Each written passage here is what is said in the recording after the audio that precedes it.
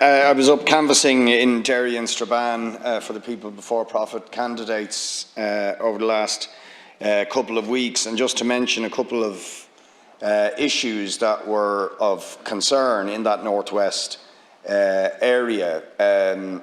First of all, the Magee campus. There's been promises after promises about expanding, if you like, the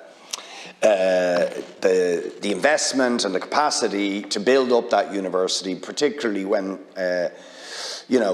there's a lot of people leaving, young people leaving that area, and those promises have really come to very, very little, despite being made repeatedly. So the case for investment in Magee was impressed strongly on me, as was also the anger over the reduced programming of BBC Radio Foyle and what a fantastic local service it was for the Derry area.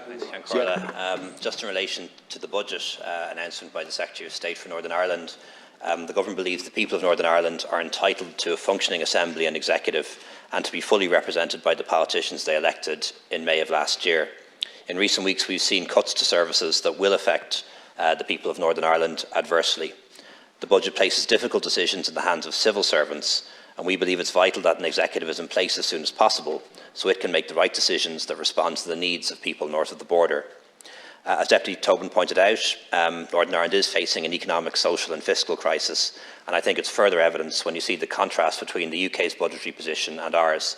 It's further evidence that we've made the right choices economically and have a much better economic model. We've full employment, we've rising levels of public expenditure every year, we've rising incomes, and we have a budget surplus. And the biggest threat to that, in my view, will be any fundamental change to our economic policy, our European policy, and I hope that doesn't happen in this country. But I do want to say that last year, Deputy, but that was because of inflation. They will rise in real terms this year, and they rose in real terms almost every year for the past 5 or 6 years. This year they will, yeah, in real terms. But we won't know that next year, obviously, Deputy, because you know how statistics work.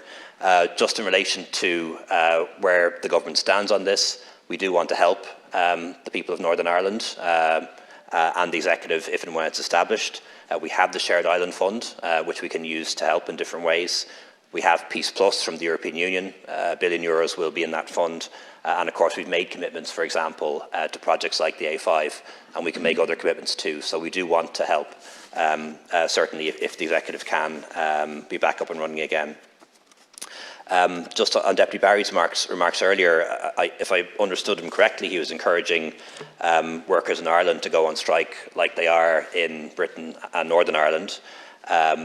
I wouldn't encourage that. It's causing huge disruption and huge inconvenience to people in Northern Ireland and in Britain, and I'm glad that we're not having the kind of strikes that they're having in the UK at the moment. And there are fundamental differences. Pay in the UK is lower than it is in Ireland, and by and large, over the past 5 to 10 years, pay in Ireland increased faster than inflation, and that wasn't the case in the same way in the UK, so that's a pretty fundamental difference. The other is that we have a central pay mechanism. We negotiate a deal with public sector workers in the round and in one go, and I think that's a much better model again than they have in the UK, where it's done by a pay review body. So I think the approach that we have, which avoids strike action by and large, and means by and large that workers get pay increases that exceed inflation, not true every year, but broadly true over the past 5 to 10 years, that's a good model and one that we should keep.